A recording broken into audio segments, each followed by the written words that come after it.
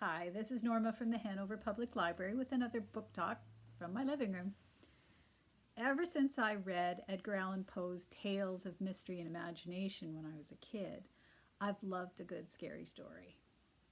There's something about reading a spooky, suspenseful tale while snuggled in a comfy chair safely at home that has always appealed to me.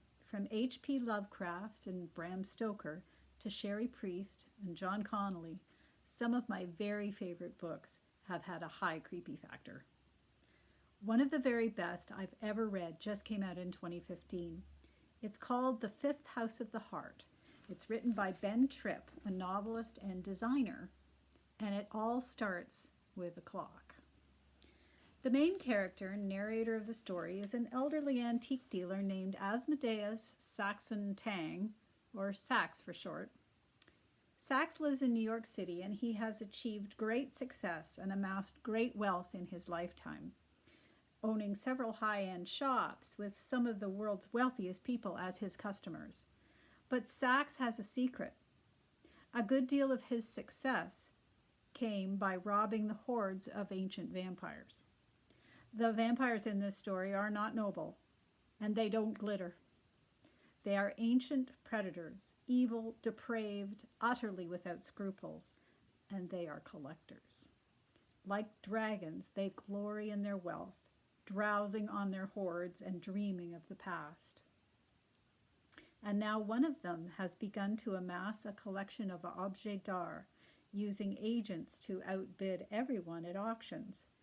That's what attracts Sax's attention when one of the agents bids against him for an 18th century ormolu clock. Sax ultimately outbids the agent and acquires the clock, but his suspicions are aroused. Turns out his hunch is correct. That night his warehouse is broken into, his night watchman slain, and the clock is stolen. Now Sax must pit his intellect against that of an ancient and powerful adversary before everything that he cares for, including his beloved niece, is destroyed. The narrative then slips back to 1965 when Sax was a young entrepreneur living in Europe. He first encounters a vampire when someone offers him the opportunity to empty out an old chateau and sell the contents. The castle was purportedly owned since the early 1800s by a countess, and it has never changed hands. So the assumption is that she's died and there's no one in the castle to obstruct the removal of the valuable antiques.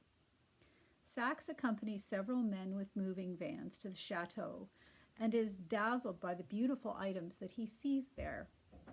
But then screams start emanating from upstairs rooms, and it all goes horribly wrong. Sax survives, barely, but that was just the first encounter with vampires.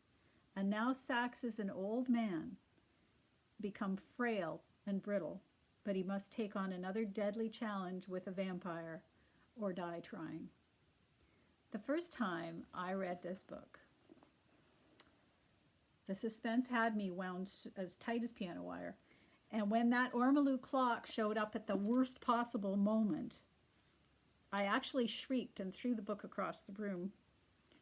My husband thought I completely lost my mind, but after a few minutes I went and got the book, none the worse for wear, and kept reading because it was just that good. Sax is such a great character with a wry wit, a snarky attitude, and despite his protestations to the contrary, a brave heart. Lots of humor in this book despite the subject matter.